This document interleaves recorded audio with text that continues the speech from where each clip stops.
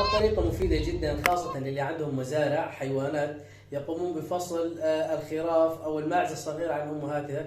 يحتاجون إلى هذه الطريقة، طريقة جدا فعالة وجدا ممتازة ومبتكرة، وتوفر عليهم وقت كثير وجهد كبير، وبنفس الوقت يضمنون أنه كل الصغار الماعز أو الخراف أخذت حقها الكامل. وهي عبارة أنه يجيبون خشبة يقسمونها مربعات مثل ما انتم شايفين بهذا الفيديو، ويجلبوا او يجيبوا معهم قناني المشروبات الغازيه، الكولا والبيبسي وما شابه ذلك، فيفرغونها ويحطون فيها حليب، وبراس العلبه يحطوا راس الرضاعه تبعت الاطفال، وتصير الصغار ترضع لحالها مثل ما انتم شايفين، وهي مبسوطه جدا.